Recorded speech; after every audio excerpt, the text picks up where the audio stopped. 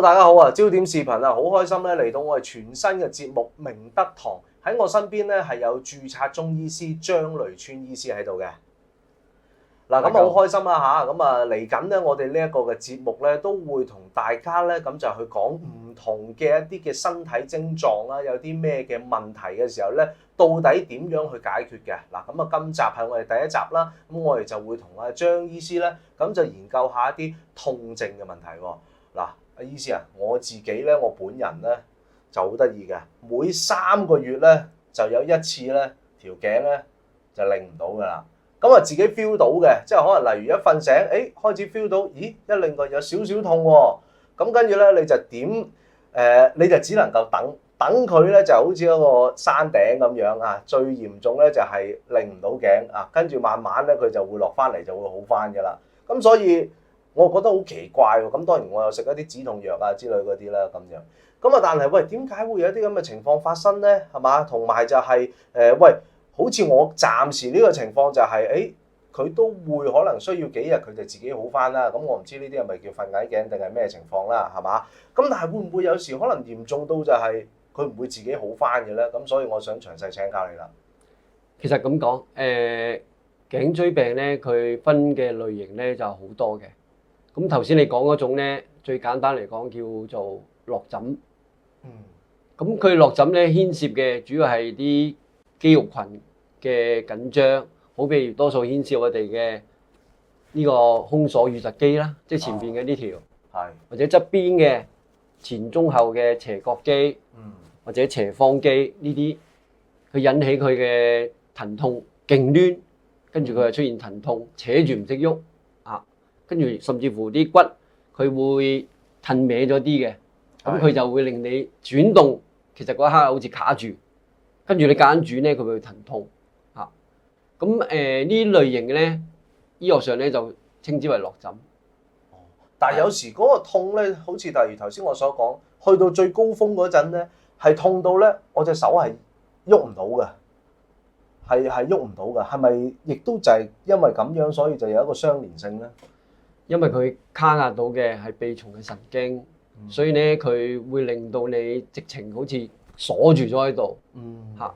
咁當然如果我哋嘅治療咧，就會睇佢卡下邊組嘅肌肉啦，去將佢去緩解佢嗰個痙攣。咁你嗰種情況咧，即時就會改善嘅。OK。嗱，咁我多謝張醫師解答咗我嘅問題啦。咁其實張雷川註冊中醫師咧，咁啊喺唔同大大小小嘅講座，我知道例如係一個嘅浸會啊，係嘛？呢一個嘅仁愛堂嘅浸信會啊，仁愛堂啊，咁啊仲有獅子會啦，咁都講咗大大小小嘅講座超過100場㗎啦。咁啊所以咧，即係都係將一啲痛症嘅問題咧，咁就不斷去同大家去講解嘅。嗱，咁當然啦，我嘅問題解決咗啦，咁但係我相信觀眾咧好多痛症嘅問題咧，佢都想知㗎嘛。嗱，不如我哋今集咧，我哋就 focus 喺呢個係嘛，即係叫做脊椎係嘛，脊椎頸椎嘅問題去開始講起啦咁樣。嗱，咁啊呢度大家就見到啦，成條尾龍骨啦，呢個叫呢條咧，其實我哋叫脊椎骨。脊椎骨呢條脊椎骨咧，其實我哋分開咧係3段嘅。邊3段咧？就由頸椎段，佢有7節，包括嘅旋轉，我哋叫橫樞椎嚇。跟住下邊嗰5節加埋就7節，就為之頸椎。頸椎之下咧，佢有12節嘅，就叫胸椎，叫胸椎。胸椎對下啦，5節啫，就叫腰椎，叫腰椎，係啊。呢橛就叫腰椎啦。係啦。咁啊底骨咧就得一嚿，呢一嚿就叫底骨嚇。跟住下邊咧就骨盤咁樣分嘅。嚇。其實咧如果你想再簡單咧了解咧，好似係起樓咁嘅，就由下邊個商場，即是話個基底座，跟住開始一路起上去5樓、10樓、20樓、30樓咁樣。咁但係咧，其實呢度我哋咁樣了解之後咧，你就會明白，若果我哋嘅骨盤佢係唔正，佢當然佢直接嘅引起嘅就會係腰骨嘅問題啦，腰骨嘅疼痛啦，嚇。咁第二啦。佢都會影響我哋嘅胸椎，跟住頸椎啊，呢個必然嘅，就一樣係一節一節咁影響上去嘅。好啦，呢個只係講咗大部分嘅疼痛或者唔舒服嘅成因，但係好少人注意到嘅，我哋仲有另外一個更主要嘅底座。個底座裏邊咧，其實就係下邊足跟啦。哦，即是話我哋嘅腳下邊佢係唔穩，咁你企喺度嘅話，你每日你都係屬於不穩定嘅狀態。你不穩定嘅狀態咧，佢就會令我哋呢啲肌肉韌帶佢嗰個我哋叫做維穩度咧，佢會大大減少嘅。同一樣，啱啱上海佢哋打完風，咁上海嗰個全上海最高嗰棟大廈咧，佢哋上邊有個定心珠喺度嘅。就係講緊成個棟大廈搖嗰陣時咧，佢嗰粒珠咧就我哋做平衡嘅。咁但係如果你冇呢啲咧，佢係成棟大廈咁喐嘅。咁但係如果你過度咁喐咧，咁你諗下企喺上邊住喺度嘅人，你點會定？同一樣道理，如果你底座呢啲唔穩嘅，你就影響到我哋咩咧？睇嘢啦，閱讀啦，情緒啦，甚至乎我哋嘅精神集中。所以尤其是而家好多青少年嘅，點解又集中唔到精神啊？睇書啊，或者唔可以坐低喺度真係閱讀啊？其中個問題咧就係我哋骨盆歪咗，佢唔可以坐靜靜喺度，一路坐定定喺度睇嘢，佢唔得嘅。佢身體好自動嘅，佢幫你揾翻個合適嘅方位，即係我會咁坐啊，得閒就咁坐啊，或者即係翹下，一係就攤落去咁樣，咩形式都有嘅。佢就其實就係想揾翻個自己合適嘅體位。好啦，老師啊或者咩，或者你上咩堂都好，佢唔會就你一個噶嘛。當你都未揾到嘅，佢都唔知講咗邊一課啦，咁你永遠咪跟唔上咯。其實就所謂演變咗出嚟嘅，所謂專注力唔夠啦，或者叫做老師見到你咪話你有過度活躍咯，坐唔定嘛。咁你坐唔定，可能又同隔離嗰個傾下偈，更加俾人定性埋過度活躍症。跟住你專注力唔夠啦，更加影響埋你學業啦。因為當你個頭先講啦，呢啲底座唔夠穩嘅，足跟又冇力，腳趾又唔夠力擺喺度嘅，好啦，佢係不停咁搖晃嘅。等陣咧，其實可以做啲小實驗，咁就知嘅。點解咁講咧？其實嗱，好簡單，我哋翻屋企自己都可以做嘅個實驗，就係攞條線，大家舉例用10米嘅一條線，自己拉出去，跟住一步一步咁行上去，行上去。好，可能你會覺得，冇問題喎，我行到喎。試下合埋眼你行下，你就知咩叫做平衡力，咩叫專注力，就係嗰度嚟㗎啦。咁當你行到，哇！我企都企唔穩，冇話行啊，行幾步唔知，即使我哋叫平衡木啊，以前叫。你行到嘅，相對佢嗰個學習嘅專注力啊，學習嘅我哋講緊嘅學習嘅態度啊，或者叫嗰個留心點啊，相對佢會好集中嘅。咁你個成績咧就一般咧都唔會差得去邊嘅。好啦，仲有仰頭、低頭、低頭仰頭咧，我哋都有個角度嘅。當你呢啲角度又唔夠嗰時咧，偏偏就係咁啦。抄寫功課嗰時，你就需要用到呢啲動作，一刻擺喺嗰度啊嘛。我哋要低頭寫嘢，好仰頭。當你啲角度唔夠咧，佢又係就影響埋你學習嘅集中力啦，同埋個速度啦。所以我哋嘅脊椎，當你係唔夠穩陣嘅，佢就影響你一系列嘅人生同埋改變，影響埋我哋嘅命運嘅。醫師啊，正如頭先你所講啦，即係呢一個嘅小朋友開始已經好容易就喺呢一個嘅脊椎有一啲問題產生啦。咁我想問下啦，揾得你去幫手嘅一啲嘅嗰啲叫即係診症嘅時候啦，咁我相信都一定係有唔多唔少有啲小朋友啦。喺你嘅個案入邊，啊，有冇話喂小朋友大部分係邊橛有問題咧？個底啊、中間定係個頂咧？你問得好啊！其實咧，若果好簡單，家長其實都會同你自己小朋友咧去做呢啲test 嘅。最簡單嚟講，因為你哋未必好似我哋咁專業識同佢摸骨盤，你摸唔到嘅。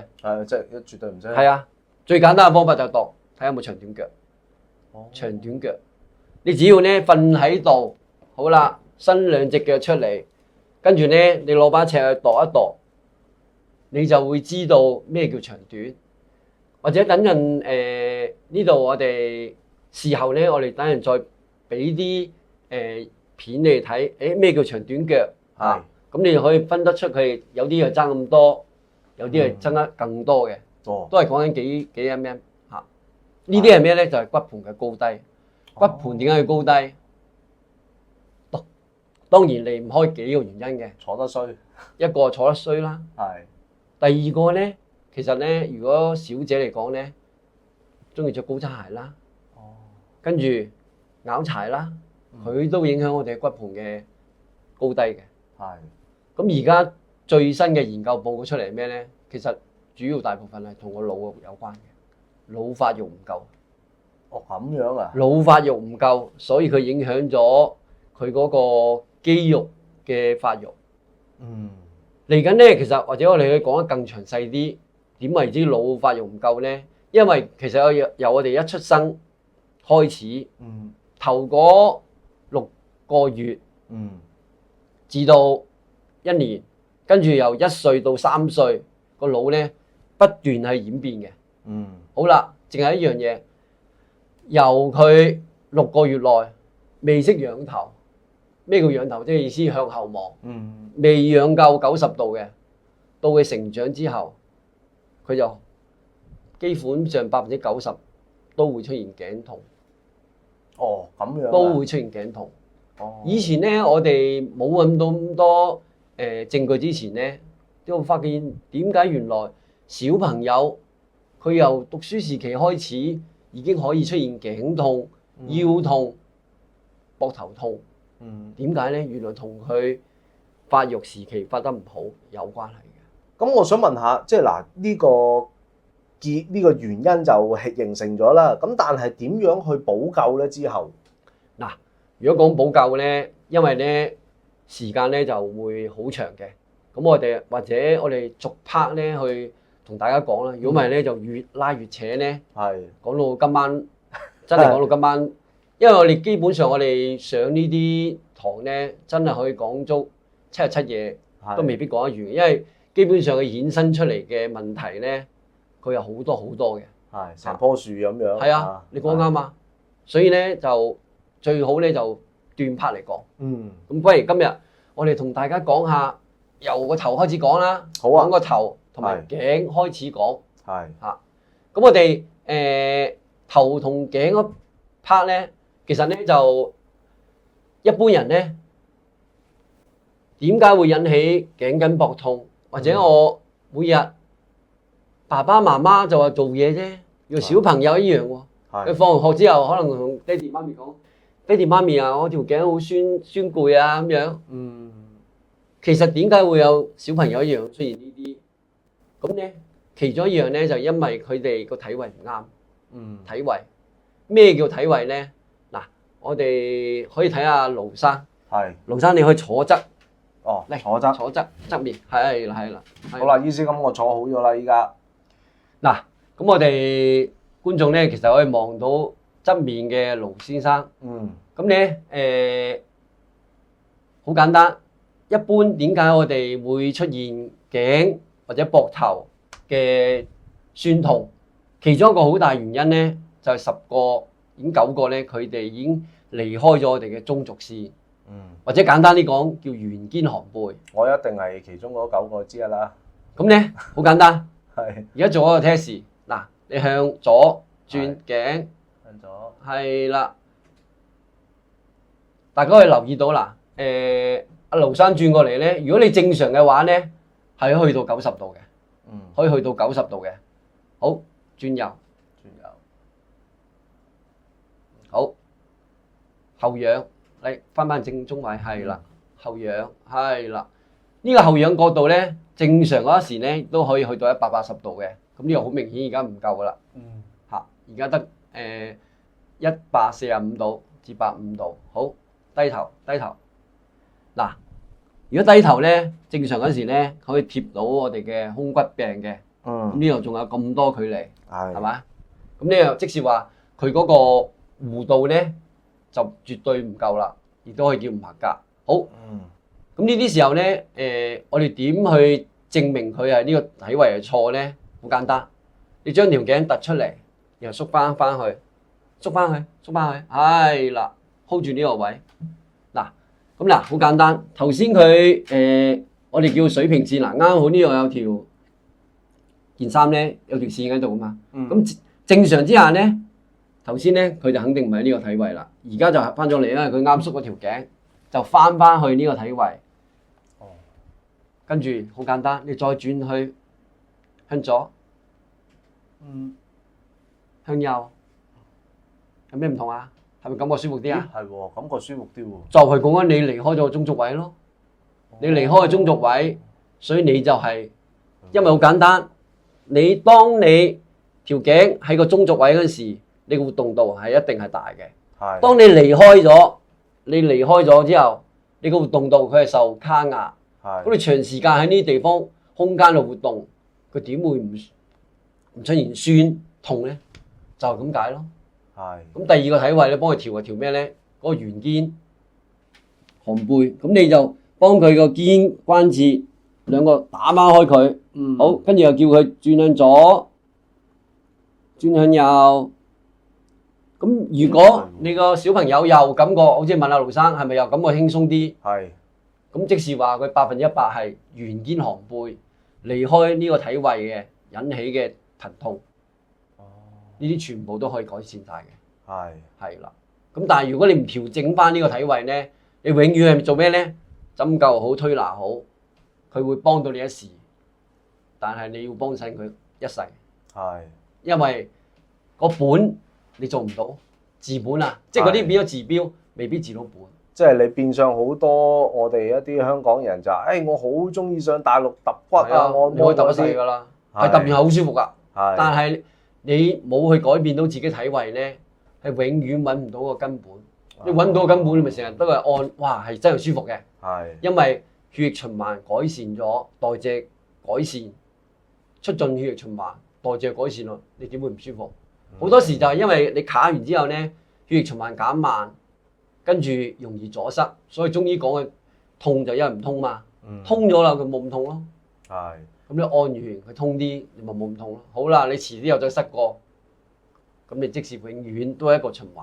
好啦，永遠你幫襯人哋啦。嗱，醫生，我哋做完測試啦，係咪？咁我坐翻正先。好。咁頭先咧，我哋做咗個 test 之後咧，同一樣家庭觀眾你都同你屋企嘅先生啊、太太啊，或者你嘅小朋友一樣，都係可以做呢啲 test 嘅。咁你就知道，哦，原來佢都係呢類型嘅問題。好啦，呢類型嘅問題咧，其實係要點去做治療咧？當然要睇佢嗰個病情嘅時間啦。一般咧，當你去矯正翻個體位，跟住做一啲嘅強化。咩叫強化咧？即係意思將佢嘅肌肉去強化翻，將佢體位擺翻嚟，同埋一種意識，最緊要就係意識啦。因為無論係做嘢又好，打字好，都係慣咗咁嘅，或者炒嘢又好，都係向前烏。咁你圓肩咪就咁嚟咯。係。或者我打字嘅不嬲都係咁啦。圓係邊個圓？圓形嘅圓。圓形嘅圓。哦。圓肩。係。寒背咪變咗咁咯。哦。咁啊10個9個都咁向前衝咯。咁但係你將佢調翻正，頸縮翻嚟，咁你呢啲疼痛唔舒服可以改善翻最少嘅50、60、70都可以咁樣去翻，甚至100%冇再有酸痛嘅。嗱，醫師啊，咁啊，既然我哋講緊即係呢一橛啦，咁我想問下啦，嗱，好似我自己咁樣咯，有時都有呢個情況嘅，不過即都唔係經常啦，即係可能斷月計就先至有一次啦，會突然之間，哇，好似俾人針咗一針咁樣嘅，但係又唔會去到話之後有一啲嘅痛楚，但係就係無厘啦間突然之間嗰下一下啪咁樣，係咩問題咧？又呢啲咧就因為你已經卡到佢嗰個鼻蟲嘅神經，咁佢鼻蟲神經咧受卡壓啦，佢咪有啲類似觸電啊，係啦，或者電感啊，甚至乎有啲刺痛嘅出現咯。咁你能夠改善翻佢呢啲情況咧，佢都可以消失嘅，亦都可以消失嘅。咁當然，當你日子有功，我哋嘅你睇到嘅淨係骨頭啫喎，咁入邊咧佢仲有軟組織，佢仲有軟組織嘅關節囊，跟住仲有其他嘅肌肉幫佢包住嘅。咁當你耐咗之後咧，有啲深層嘅肌肉嗰啲嘅痙攣啊，或者佢嘅扭曲咧，就需要落針去幫手去做調整。係啦。OK， 嗱，醫師啊，咁啊，你都知啦，即係我哋我諗呢10年到啦，係嘛？自從 iPhone 發明咗之後咧，就有呢個低頭族嘅情況發生啦，係咪？低頭族嘅成因同埋佢嗰個嘅痛症都基本上喺呢度啦，係咪？係啊，而家大家可以睇到呢一節嘅頸椎，咁咧佢咧就有個弧度嘅，大家睇呢度脊椎都睇到啦，佢有4個弧度嘅。咁啊4個弧度其實我哋做咩咧？其實我哋做避震嘅，即是等於以前可能大家都會坐過啦，巴士當年冇好似張台咁嘅，都係坐啲木凳嘅。咁你坐一陣梗係冇嘢㗎，你坐耐啲嘅時係咁啊蹬完你落車你就知啊！哇，點解腰又斜，膊頭又痛？係啦，係嘛？其實就係講緊呢樣，佢冇避震。咁但係呢4個嘅弧度，其實我哋做避震嘅。好啦，當你頭先講啦，做咗低頭族或者條頸長時間向前傾，呢啲弧度咧佢會消失嘅，甚至乎調翻轉，本來你凹向前嘅，佢可以揼翻向後。我哋醫學上咧就叫反弓，反弓，反翻轉頭，弓箭嘅弓，即係話本來把弓係咁嘅，而家可以調翻轉變直，叫弧度消失，醫學嘅病名叫。如果你照個 X 光咧，個 X 光師就同你打個報告出嚟，叫弧度消失就變直。即是話你所有嘅衝擊力，舉例突然間我喺張凳度跳落嚟，或者張台跳落嚟，嗰種嘣一聲就直接上腦，嗰個衝擊力直接上腦，咁就有震盪，就變咗直接傷害到自己嘅腦部。咁但係呢啲咧就其實就嚟緩衝翻每一節，將你嗰個緩衝力咧去減少嘅。所以我哋脊椎入邊咧仲有一個幫我哋做緩衝嘅，就係叫做椎間盤。每一個椎體入邊咧都有一嚿嘅。即係呢啲係啦，或者叫軟骨板。咁呢啲係咩咧？其實都係膠原纖維，跟住佢入邊咧都係啲水分。但係呢啲水分咧，佢隨住佢11歲開始咧，佢就已經係開始退化。開始退化，11歲就開始退化㗎啦。係啊，醫學研究嘅報告就係咁講。咁所以點解瞓喺度？大家去翻去試下知啦。你攞把尺一度，瞓喺度咧係長啲嘅喎，個人高啲嘅喎。但係企起身嗰時咧，點解我會冇瞓喺度咧？如果你買床嗰時咧，如果用個身高企喺度嚟度，咁啊買張床咧，你瞓落去就肯定唔夠嘅。翻嚟屋企。就係因為當你瞓落去嗰時咧，佢呢啲椎間盤呢啲嘅水核，佢會攤長，好似充氣咁樣，可以令佢擴張嘅。所以當你點解唔舒服、休息、瞓覺，佢有利於佢修復，就係咁解。好啦，亦都係一樣啦。點解我哋夜晚如果你唔瞓覺，仲喺度上網打機，或者我喺度玩緊同人友誼又好、QQ 又好，咩都好，仲喺坐喺度咧？其實你每一節嘅骨頭、每一節嘅椎體，甚至乎呢啲我哋叫膠原嘅纖維，佢都唔能夠得到修復嘅。所以你要緩和佢，點解成日都叫休養休養？就係講緊呢樣。哦所以一定要休息。 ，OK，係啊，咁中醫嘅講得仲清楚，你11點到1點就行膽經，好啦，跟住肝經咧就由1點至3點去行，肝就主筋，你筋再扯緊啲，咁咪再痛多啲咯。好啦，同埋原來我哋唔瞓覺坐喺度嘅，你個肝嘅入血量坐喺度計，佢只係得50%入咗去。好啦，咁現今醫學都講俾佢聽，肝咧原來你要瞓喺度，個肝先能夠100%啲血入晒去。係。佢做咩咧？解毒嘅。哦。即是話點解你成日捱夜？哇，好燥火，好燥熱，就係咁嘅原因。原來我都未瞓，你未瞓，身體毒素點解點清？所以點解我哋捱夜對個身體嘅禍害咁大？係。就係講呢樣。嗱，醫師，今集我嘅最後一個問題啦，咁我相信觀眾即係聽到個成因，咁佢哋都好想知道係點樣解決啦，係嘛？嗱，如果西方我哋有時聽到就係有一啲損傷勞損嗰啲就物理治療啊，咁啊中醫喂揾你係咪純粹針灸下咁樣就解決咧？我哋嗱好 OK，咁我同大家分享翻治療嗰個模式啦。好似頭先我講啦，當你揾到佢係屬於體態型嘅，幫你矯正翻，其實佢一樣可以根治嘅。咁但係如果佢係屬於濕穩型咧，就麻煩啲，因為濕穩型咧就會幫佢揾究竟係屬骨盤嘅濕穩啦，定係足筋嘅濕穩，呢啲就一系列嘅評估去做篩查，最尾揾出個答案出嚟，跟住去同佢治療，效果就非常之顯著嘅。咁因為呢啲咧就比較複雜啲啦，就唔係喺度三言兩語話，點樣去篩查啊，或者點樣去排查佢先知道佢個頸係濕穩。咁嚟緊或者一系列嘅可以慢慢同大家觀眾去分享。咁但係咧如果大家有興趣一路追聽落去咧，咁你會發覺原來而家現今嘅中醫都已經納入咗好多唔同嘅方法。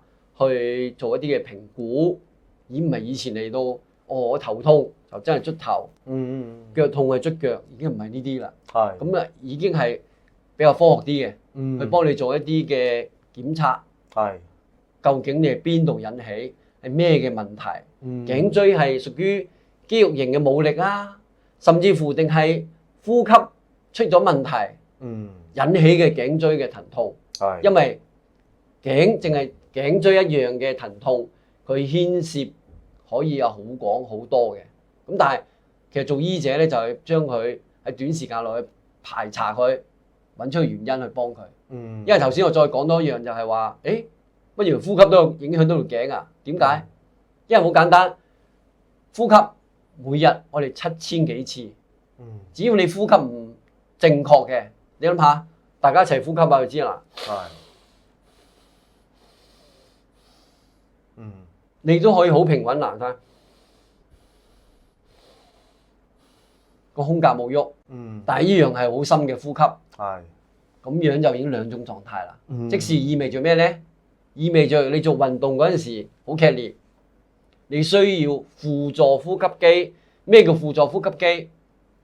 就幫助我哋呼吸嘅肌肉，包括咩咧？好似頭先事前我講過嘅胸鎖乳突肌啦、斜方肌啦。呢一系列嘅肌肉，佢平時係我哋輔助啫。咁但係你每日都用到佢，佢點會你唔收工嘅疲勞嘅不得了啊？就係講呢樣。OK，咁所以咧，正如阿張雷川註冊中醫師所講咧，就係要揾翻嗰個原因咧，係相當之緊要嘅。嗱，咁啊當然啦，今集係我哋第一集嘅節目啦，時間始終係有限嘅，咁所以咧，希望未來嘅集數咧，我哋都會同明德堂嘅註冊中醫師咧，咁啊可以再將多啲身體嘅資訊咧，去話俾大家知嘅。當然，亦都歡迎大家如果有任何話題係想醫師咧去講嘅時候咧，亦都歡迎你哋喺影片嘅留言區嗰度留低。咁啊，我將來睇到嘅時候咧，我會將佢抽出嚟咧，就再獨立咧去請教阿醫師嘅咁樣。咁啊，今集嘅時間差唔多啦，咁我哋多謝張醫師啦。冇係。好，咁啊，下一集再同大家見面啦，拜拜。拜拜。推廣知識共享網絡電視網課網購平台，立即進入焦點網 www.fmtv.hk 會員積分系統推薦會員計劃，多買多賺，全新系統至啱你心水。